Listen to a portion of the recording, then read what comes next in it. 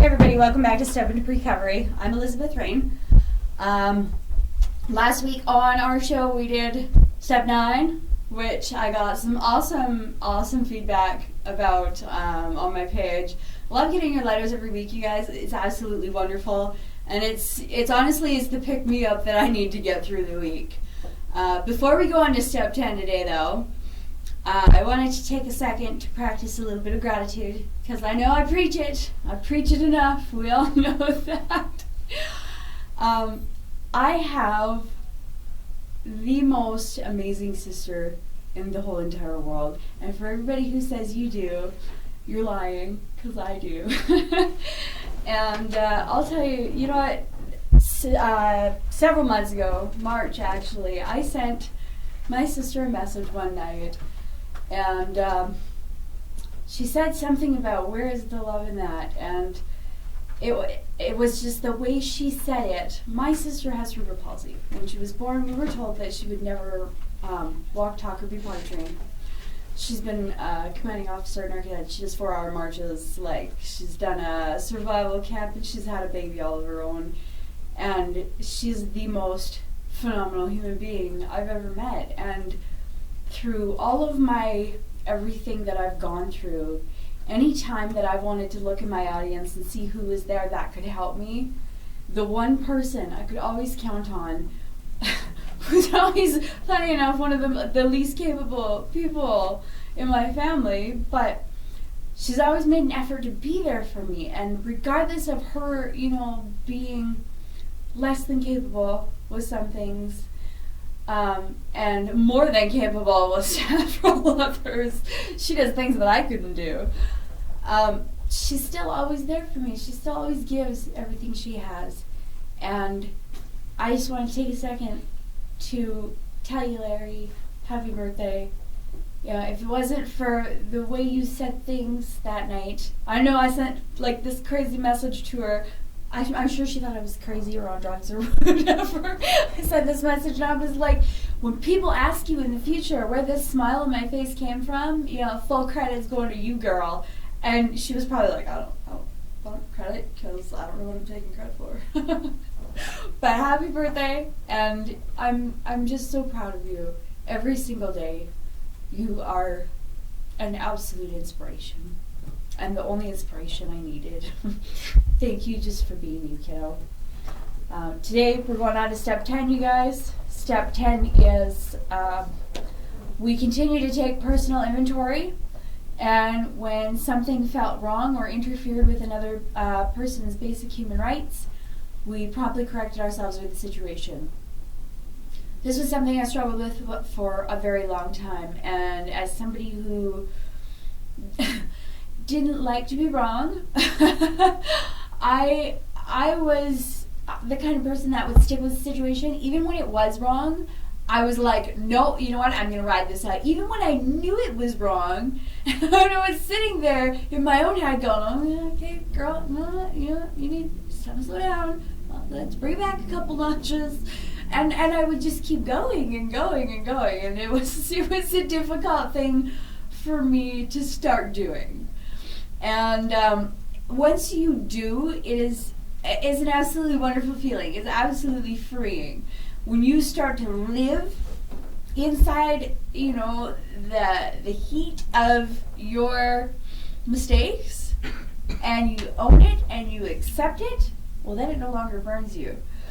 I got quite a surprise earlier this week when some of my Facebook stuff was brought up in a court proceeding for my children, and I had to laugh because, you know what, in the past I probably would have been super angry about it and tried to justify it a million different ways, and no, we're not gonna go there, and I was right because and I was like, you know what, go ahead, bring it up. Let's talk about it. At least we're talking about it now. If we're going to talk about it, then, we're getting somewhere. We're making some progress here, so let's talk about it, because it's not going to hurt me anymore. Let's discuss what I did wrong. You tell me so that I can fix the situation. And it's been absolutely a great experience for me, having gone through the necessary steps and continuing to take personal inventory. And I think that's a really huge thing that a lot of recovering addicts and alcoholics don't do, is we start to fail on the taking personal inventory end once in a while, which is why so many of us have to repeat steps. If you can get yourself motivated into those ways and keep yourself in that, in that mindset, that self-awareness, it is an absolutely freeing feeling, because you're not just self-aware after you've done it, you're self-aware before you do it, and you think about the consequences of your actions. And instead of, going through with doing something really dumb and hurtful, you can now stop yourself in your tracks and say, hey, it can hurt a little, but, I'm not right in this situation, and I'm going to own that. And yeah, it does hurt a little in the moment to admit that you're wrong. But you know what? It is very quick and painless, as opposed to, fighting for hours on end about something you're not even right about in the first place, making all of these, BS comments to try and validate yourself. It's been a long process, but it's certainly been one that was worth going through. For those of you who have never watched my show before, I have 6 kids, and my kids are in the system. My husband got deported to Nigeria several years ago, and our 6 kids got placed in foster care. Now, I have a massive court hearing coming up, because I was told in a parenting assessment to go focus on me and have a career and get sober and da da da da. And as you guys can all see, I'm not doing too bad with that. And several weeks ago in a court hearing, that got turned around on me after I went and did it and made something of myself.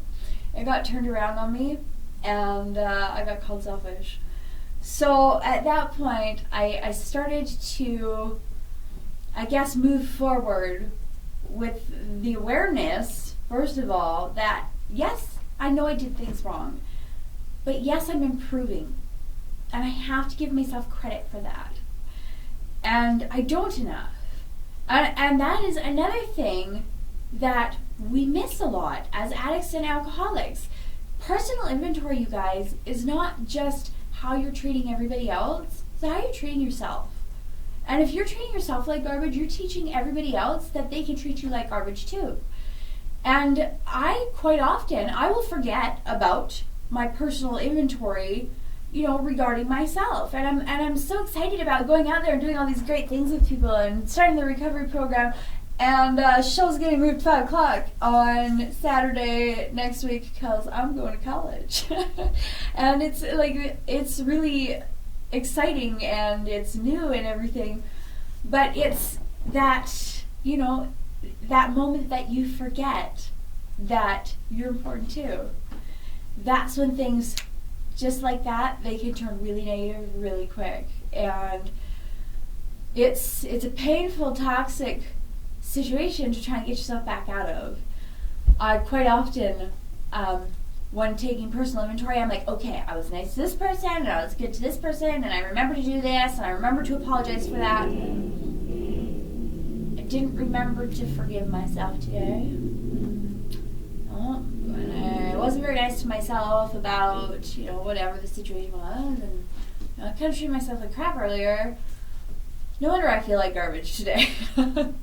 And, honestly, people will say, you are the most important person in your life. That could not be more true. And it's not as selfish or as narcissistic, like, oh, I'm more important than you are. So. No, it's not. What that's saying is that you are the most important person in your life because you cannot fill from an empty cup. And if I'm sitting here and I'm talking trash about myself and treating myself like garbage and, and I'm forgetting, that I'm a pretty decent person, then I'm not doing the things that I should be to ensure I'm happy. And all of a sudden then I become that toxic, negative, grumpy person again, and everybody around me starts to suffer. And it's not a good situation for anybody involved. Personal inventory is something that I do daily, and I have to. I know some people, they get into that mindset and, it just comes naturally and they're flowing with it. And I personally, I forget from time to time. So I journal about it. I journal about a lot of things, write everything down. And even if I'm not writing it down, like specifically writing the situation down, I'm writing a poem about it, or a phrase, or a saying, or whatever. I'm coming up with something, some way to express myself, so that I can look at that later and say, okay, hey girlfriend, don't forget about this right here, because you got to deal with that. And it's definitely a chore for me. Less now than it was before. Before, it was like, it wasn't even just like, oh, hey, I should do the dishes today. It was like your mom was giving you crap for something, you were in trouble, and dishes was your job because you're grounded for whatever reason. That was how it was before. And now it's just like, I live in my own apartment and I should probably clean up dishes sometime. And that is personal inventory for me today, and it's getting better. You're not going to do really great with everything, and people cope differently with different things, and they cope better with some things than others. And I didn't cope well with personal inventory. I was intensely set in my ways of being right, and I had to be right, and it didn't matter how I had to be right, I just had to be right. And I would literally find the smallest shred of me being right in any situation and just cling on to that, because I just need to be right. But in doing so, you're now starting a fight within yourself, because the part of you that you really are, that you really are, that you're trying to uncover here, guys, is going, hey girlfriend, we ain't got time for that. You gotta stop that right now. Just knock it off. And this old us, this old version of us that we're trying to outgrow is fighting and fighting and fighting to stay there, and it's gonna happen. It's gonna start a massive war within you, and you're gonna want to let go of that person you used to be, and be like moving on and doing great things and being happy and choosing happiness. Happiness is a choice. You gotta choose it, guys. And it's, as soon as that part of you knows that that's over, then you start to, wonder what's next. And fear kicks in. We have two motivating factors, you guys, love and fear. And when that fear kicks in, just like that, then you want to start clinging on to the old you, because it's what you know. It's what you know, and it's what you'll show. And growing, it can be a difficult and messy task. It's a very dark thing to have to go through, to be honest, because you have to look at all of your character flaws and figure out how to correct them and find the good in them. And a lot of people get caught up in looking at their character flaws, and they forget that they're really amazing people. I've got this, I guess you could say, new old friend. I don't know. I've got this friend, and last night they messaged me and they were like, I'm so dumb, and I, everybody walks all over me, and I get used all the time, and why do I keep doing this to myself? And I'm going to tell you right now, I'm so proud of you for doing what you did, because even though maybe you could have gone about it better, you had the right idea in your mind. And that is absolutely fabulous. This person jumped in their car in the middle of the night to go see their brother who was struggling with some addiction issues. They did not hesitate, they did not think about it, and those are wonderful, inspiring people to have in our lives. When you have a friend or a family member or somebody like my sister or like my friend and his brother who's gonna come to you when you need them, who's gonna be there for you in that moment.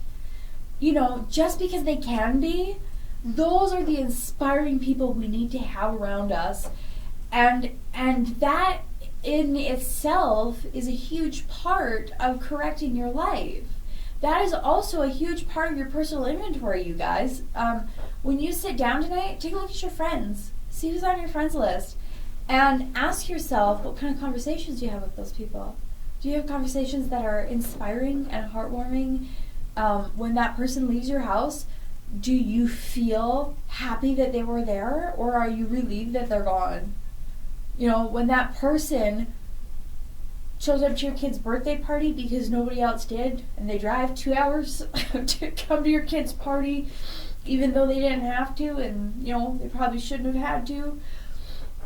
Those are awesome people to have in your life. And those are the people we need to surround ourselves with, because when you're surrounding yourself with these toxic, negative people, when you are surrounding yourself with the drama, the hate, the negativity, it's going to drag you right back down into that toxic spiral again, and it's painful.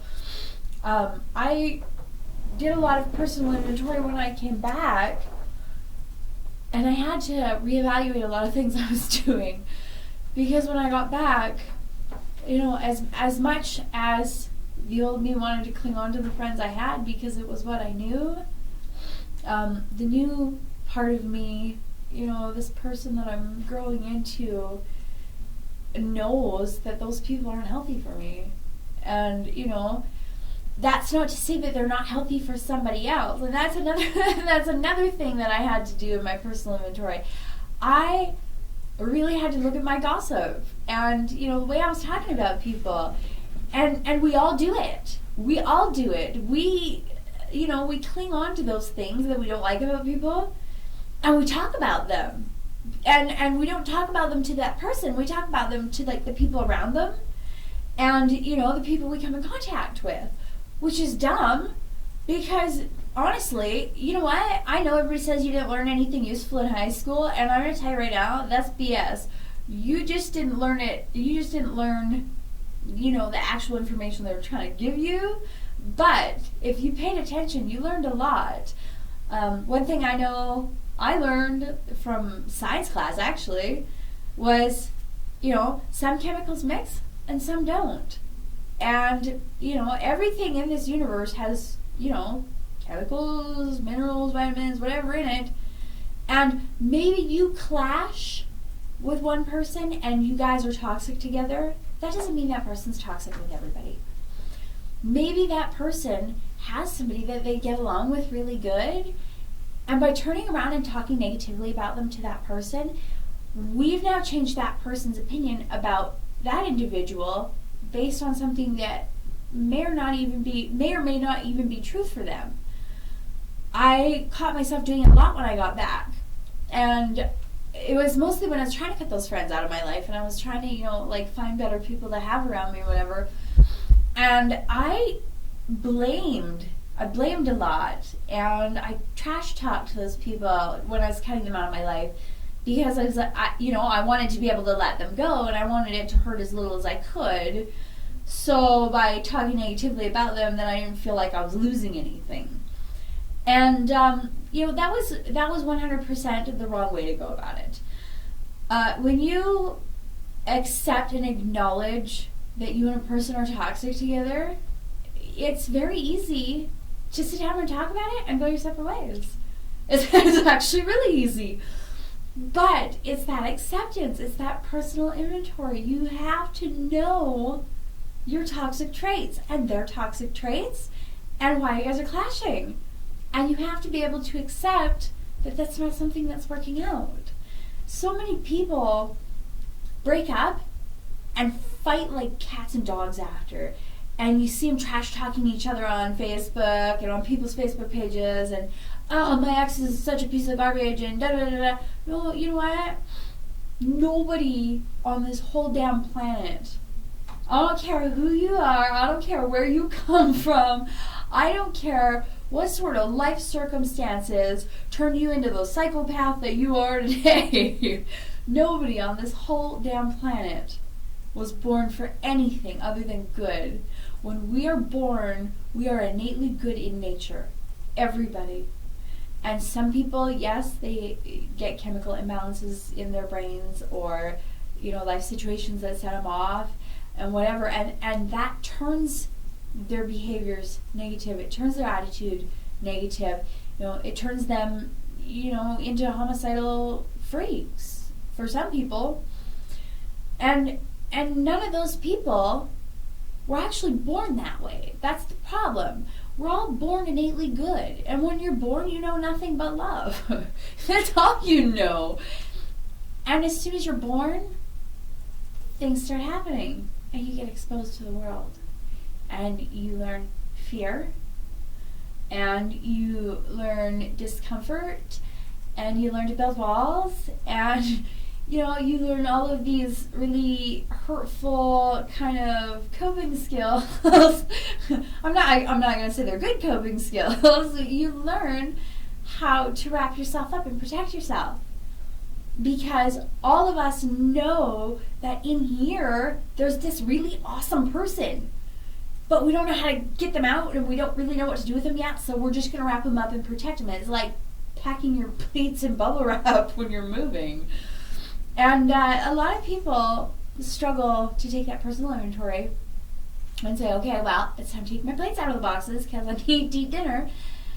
And a lot of people don't get past, personal inventory. And they'll get to that point and then they have to go back and repeat steps again because you forgot to keep taking personal inventory. Because if you're doing this right, you shouldn't have to keep redoing your steps. Because if you're doing this right, you're learning coping skills. You're learning communication skills. You're learning how to talk to people and say, this is what I need and how do I get it? If you are doing these steps properly, this should be something that's only a quick review for you after. This should be something that if you have done it to a T, yes, you may need a refresher from time to time and just quick, flip over your notes or whatever. Remind yourself how awesome you are. But as long as you're continuing to take that personal inventory, you're always going to continue to correct yourself when you're wrong. And I forget to do that sometimes. So I'm not even doing my own steps right. But if you do them right, there are a lot of people in this world that are absolutely incredible human beings. And, you gotta find those people. You gotta find them and you gotta live in their area, in their space, anywhere close to them that you can, because it's contagious. I swear to God, it is. Positivity is the most contagious thing on the whole planet. And, you've got to continue to accept when you're wrong. And that's a hard one. And it can be a difficult task to accomplish, but it's an absolutely freeing feeling when you can. I know that personally for me, I very quickly got addicted. I got addicted, surprise, to the feeling I had of giving that up. Of accepting that I was wrong. Because when you accept that you're wrong, something really awesome happens. And all of a sudden you're not fighting with people. And it's a little strange, I'm not gonna lie. It's a little weird. I'm getting along with my mom and my sister, and I'm getting along with people that I haven't talked to in years, high school friends, stuff like that. And I have friends. I have real friends, not just buddies, and I'm not fighting with people. And people are afraid to come help me now when I need it because they're not afraid that I'm going to lash out and be a jerk because I'm worried about being right all the time. And I have a really amazing group of people around me. This year for Halloween, it was the third year in a row now that I've been without my kids. And knowing that I deserve to have them in my home and that I'm doing all these amazing things, but I still don't have them, was very angering for me. I was very angry. And on top of that, my uncle has passed away this year, and normally we would be at his house for Halloween. So that was also another trigger for me on Halloween. And I got up Halloween morning, and I checked my personal inventory, because it's important, you gotta do that. And I knew I was not in a good headspace. And at about 6 o'clock in the morning, when I knew I wasn't in that good headspace, I got dressed and I went for coffee to my mom's office. I stayed there for the whole day because I was not in a good headspace. And the most beautiful thing happened while I was there. My girls are on their 6-month birthday here, all 20 of them, and I'm so proud of them. And all 20 of them showed up for me here in Lethbridge, not for any reason other than they knew that I needed them. And when you stop being that toxic person and you don't have to be right all the time, all of a sudden people want to be around you. And you have help from places you didn't know you had it. And you can talk about things now that you didn't really necessarily believe that you had space to talk about before. And you don't have to be motivated by fear anymore. You don't have to sit there and be worried that, being wrong is going to hurt so much that, you're not going to make it through this. And by giving up that incessant need to be right all the time, and by continuing to take inventory, I've basically made a family. I have allowed into my life a family of really amazing women. Really amazing women. To all 20 of them who took 2 days off of work each, which is, doing that's a lot of money, guys. Who drove out here and did some really amazing things for me while they were here for no reason other than they could, and they knew that I needed them. And I didn't even have to reach out this time. And that was what blew me away the most, because normally, if I need something, I have to say, this is what I need and how do I get it?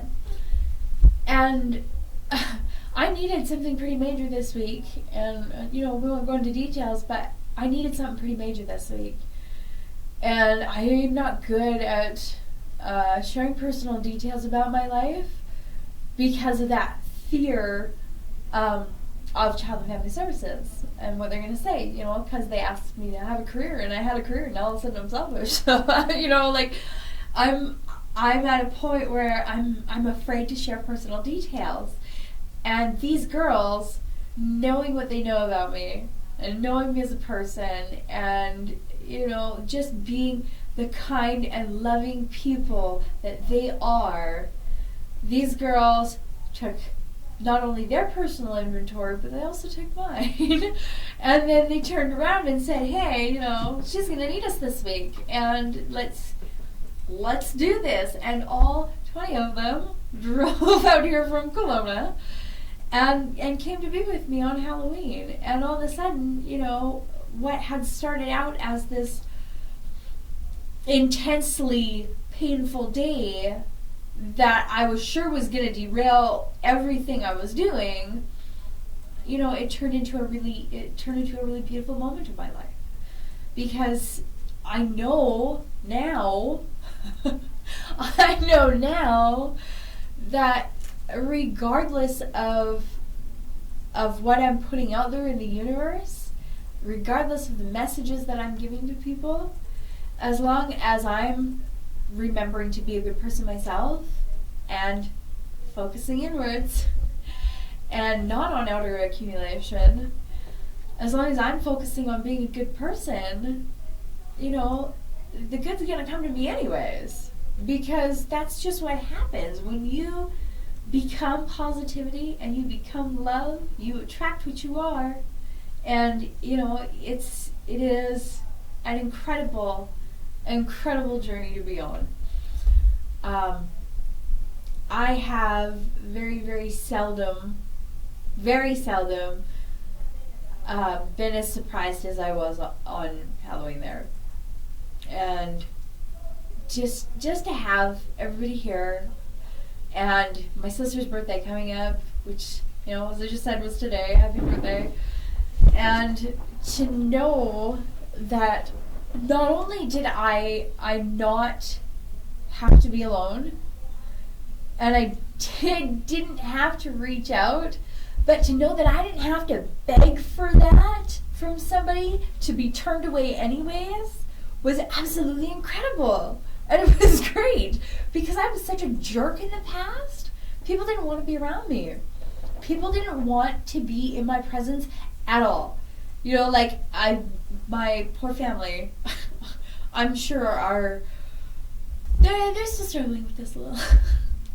But they'll get there. But they're amazing. And, I was such a jerk to them. Not even my own family wanted to be around me, because I was that toxic and I was that painful. And that's what happens when you cling on to that need to be right. You stop taking your personal inventory and you stop going, okay, this situation right here, this is where I'm wrong, and this is where I need to admit that. When you stop doing that, you guys, you go right back to being that toxic person, and then nobody wants to be around you again. By doing that and taking that personal inventory, and by, just focusing on being a good human being and being a good person, you now have multiple opportunities for endless love. Endless love. The people that I have in my life now they're so incredible and genuine and loving and caring, and maybe some of you guys don't always approach things the best way. We'll work on that. But you guys are absolutely amazing. You're inspiring and absolutely incredible people to have in my life. And, knowing that I have those people, I can move forward with doing things for me and doing better things for me. I'm setting a trial date for my kids coming up, and again, this is one of those situations where I didn't have to really reach out, because people know that I'm doing good, and all of a sudden they start to ask questions, and there are a lot of faults and flaws with me, but there are also several with the system. Anybody who's been stuck in it, you know what I'm talking about. The Child and Family Services system is absolute garbage right now. We need to do something about it. But having the people I have around me now, and having them, care about me as much as they do, because I can stop and I can take personal inventory and I can say, hey, this is where I'm wrong and this is where I'm right, and I'm gonna correct myself when I am wrong. I'm attracting good people in my life, and these good people are people that pay attention. And, when I started to not be doing very good because I was upset about my kids, somebody came and asked me and said, what's going on? Like, you seem like you're doing really well. Like, what's happening here? And I was very honest with her, and now, because I can take that personal inventory and I can say, yes, I'm right here, and I'm going to stick to that because I know I'm right. But also, right here, this is where I was wrong. I'm now, people aren't questioning me anymore. People don't question whether or not they have to trust that I know what I'm doing as a parent. And this person came, they asked me questions, and they just trusted that, it's not the truth, because that's what I do now. Sometimes it hurts a little, and other times it's really good for you. And I'm not going to say that accepting that you're wrong is going to be good every time or hurt every time. It's a different experience every single time, but it's a new experience every single time. And this person, they said, like, what's going on? You got 4 million people watching you. Where are your kids? And when I spoke to them about the situation, they went of their own free will and started giving my information to the right people.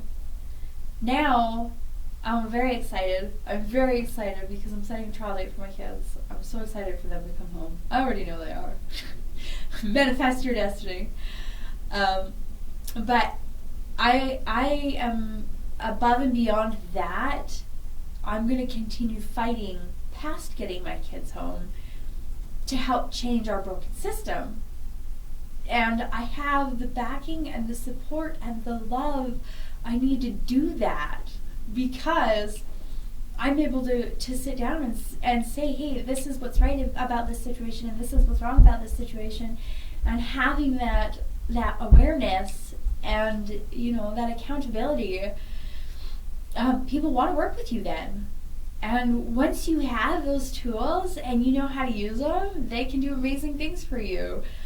I have, over the past couple of weeks, spoken to members of Parliament on the phone, which surprised me. But these people all understand that, yes, it's a broken system, and they're all ready to help and support me, because I'm somebody now that they're not scared to support. If I had come to somebody before and said, hey, this is what I want to do, and, you know, you should help me with it, they'd have been like, yeah, no, I think I'm sick that day. I was not the kind of person people wanted to be around. And I would get, like, some crazy excuses, too. But having that self-awareness, having the ability to sit down and say, I see the situation for what it is. I see where you're right. I see where I'm wrong. And, you know, this is how I think we can fix it. It is a absolutely fabulous recovery tool. This step has been one of my hardest and one of my most favorite. And with this step, I am kicking some butt. Not just with recovery, but, you know, with life. And it has been a major motivating factor for me. Knowing that I can sit down and, you know, pick out the good and bad in a situation and accept the bad for what it is and change it. It's given me the ability to do all sorts of fabulous things. I applied for school last year, or I guess not last year, in the summer here. I applied for school, and a seat freed up, and I challenged the first semester of the course, and I started on Wednesday. And I honestly, you know, I couldn't have had the supplies, the ability, the capability, and the support I needed to go back to school if I wasn't this person that I am now. Because, like I said, you know, nobody wanted to be around me before. I was a jerk. And I had enough emotional love and support, and aside from that, like, other sources, financial support, stuff like that, that I actually can go back to school. And I start psychology and sociology right away here. And I'm absolutely thrilled about this, because I'm gonna, you know, eventually I'm gonna open a recovery center. That's the big dream. And it's not gonna be no government-run recovery center. I'm gonna teach you guys to recover from life crap. I don't care if you're on drugs and alcohol or not. Come recover. You're going through a divorce, come recover. If you're going through bad, whatever that's causing you some anxiety attacks, come recover. Recovery is for everybody. It's not just for alcohol and drug addicts. I have the absolute best people in my audience right now, and these are people that want to be around me now. And a lot of that was personal inventory. It was taking accountability when I was wrong, knowing when I was wrong. You have to know when you're wrong too, you guys. You have to accept that. It can be tricky for some people. Not naming any names or anything. But it has been a great experience. I challenged the first semester of the course. Came out in the 96th percentile, which was fabulous, and I get to start on Wednesday. And I had my books all donated to me, and my school supplies were all donated to me, And my reapplication fee was paid, and I've got the property guys left, but I'm going to do their training right away here. A friend of mine is sending me the money this week, and I couldn't have done this without you guys. And everybody's so excited to support me now because I'm somebody that, you know, is easy to be around now. And I owe all of that to, you know, just taking some accountability. For a long time, my family kept saying that to me. You need to take some accountability. And I'd get mad at them and I'd say, I already told you I was wrong. And you know what? Taking accountability is not just saying, yes, I'm wrong. It is knowing, understanding, and accepting that you're wrong. Because if you can't accept that you're wrong, it's not a lie if you believe it. It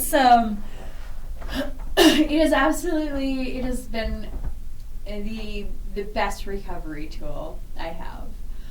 And because of my ability to sit here and say, yes, you know, I know that was my bad right there, and here, let me fix that. I have some really great friends now. And I have a really great family. I have, you know, 20 girls in Kelowna that just drove to Lethbridge for me. I've got school coming up because I wouldn't have been able to afford that on my own. I'm not going to lie. I would not have been able to afford that on my own. I do not have any school supplies of my own. I do not have textbooks. It was like $600 worth of textbooks. And the college actually called me and said, hey, we got these textbooks here for you. Don't know who left them here, but they're yours, so come get them. I was like, oh. Well, I guess I'll just check that off my list then.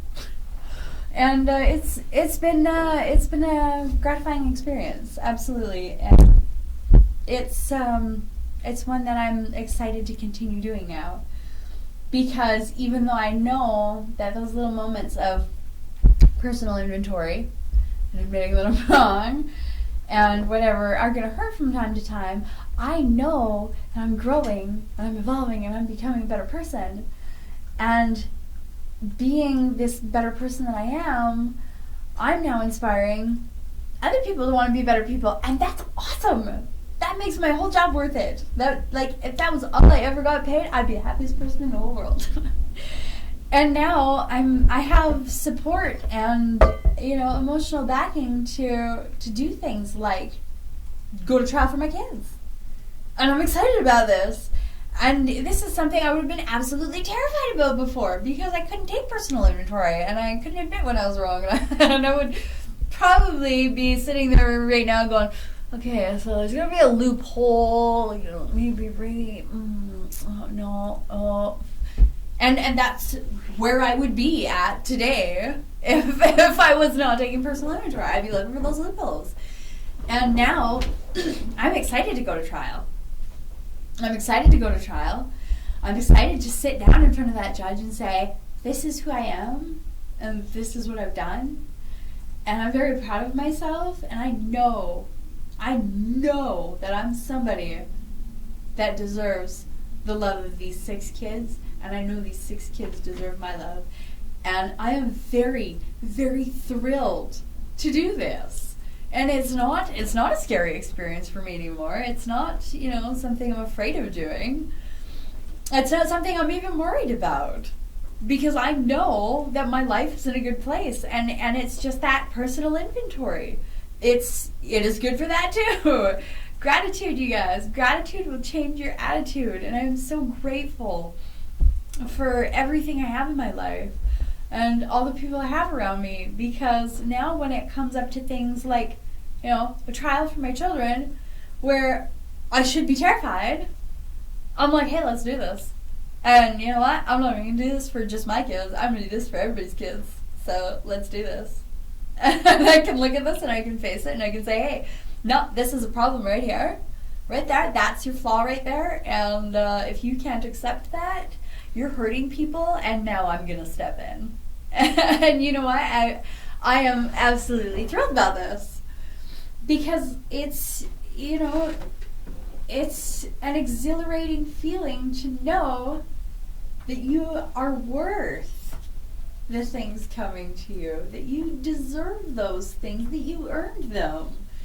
And I think that probably before, if I had taken my kids home, I would not have appreciated it as much, because I would have known that I didn't really earn it. I just found a loophole.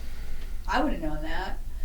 And sitting here today and knowing and taking that personal inventory and knowing for myself that I have earned this is so exciting to me, because I know that regardless of how long it takes to get them home, when they come home, I'm going to appreciate it that much more.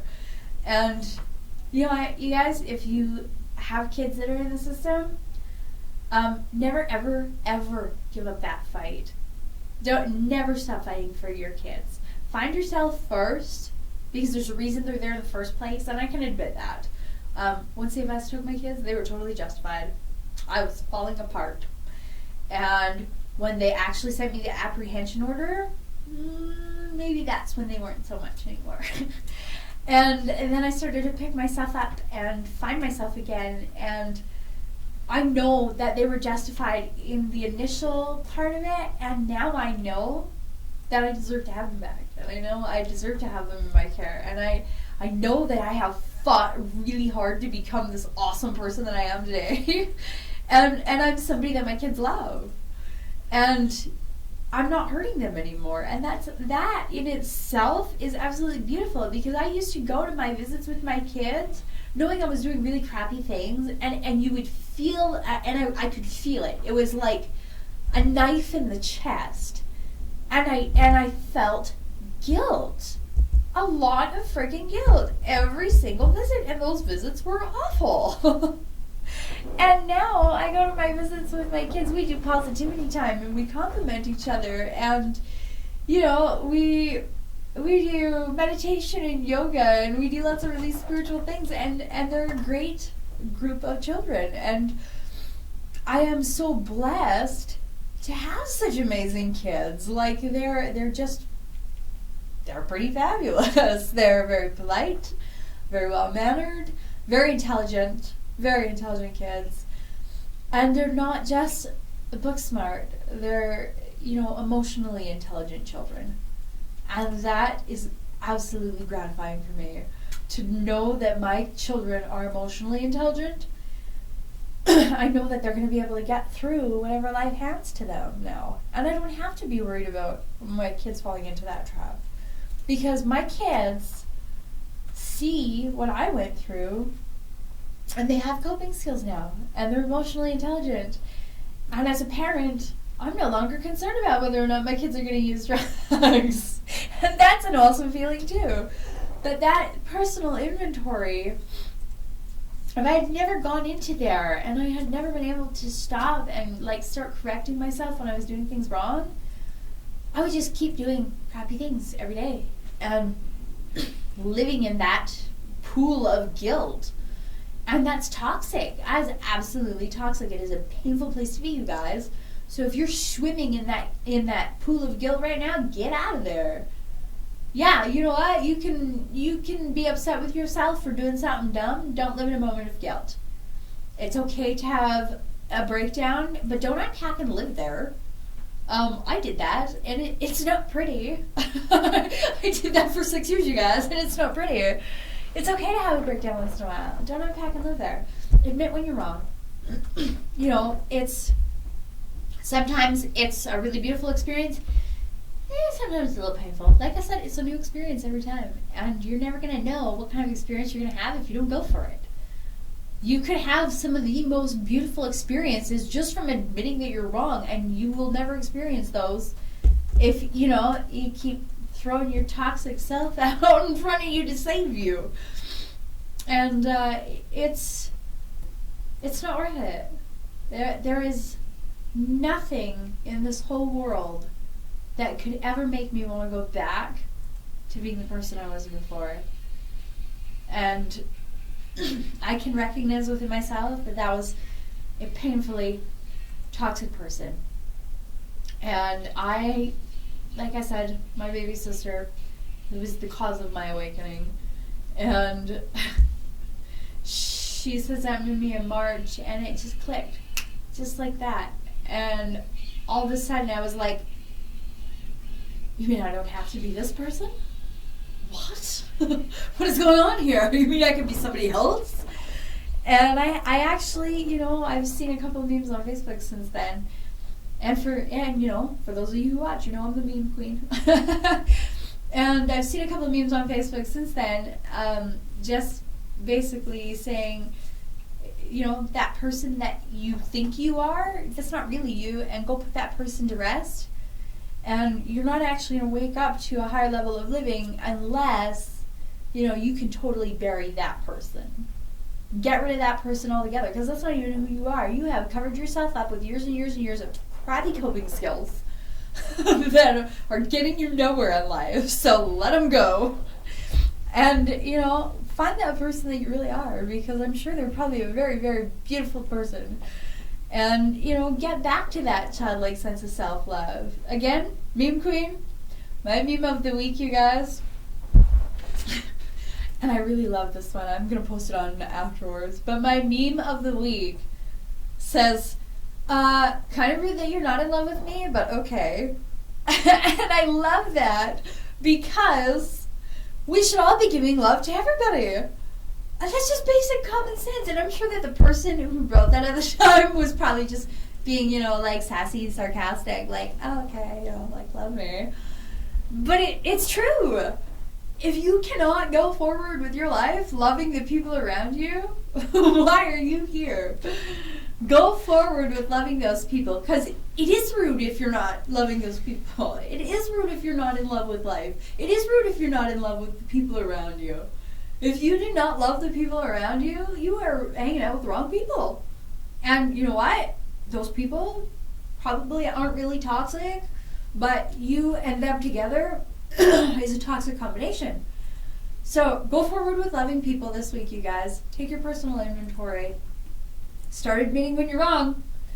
For those of you who can't, call me, text me, Facebook me. You got me online. You hit me up at the Power of Positivity Recovery Edition page. I'm happy to walk you through it. Message me on my Facebook page, Elizabeth Rain. And, you know, let me know if you're struggling with admitting when you're wrong.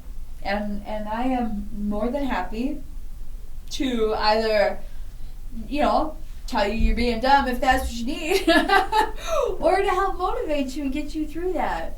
And you know what? I encourage everybody to go out this week and find your motivation. Find something in your life that makes you want to be that better person. For me, obviously it's my kids and my sister and, you know, the people around me. Initially it just started as my kids, and my sister triggered that little awakening for me, and it was the best thing that ever happened to me. And like I said in March, I'm giving you full credit, you know. This has been an amazing journey, and I wouldn't be on it if I couldn't keep growing and learning and becoming a better person.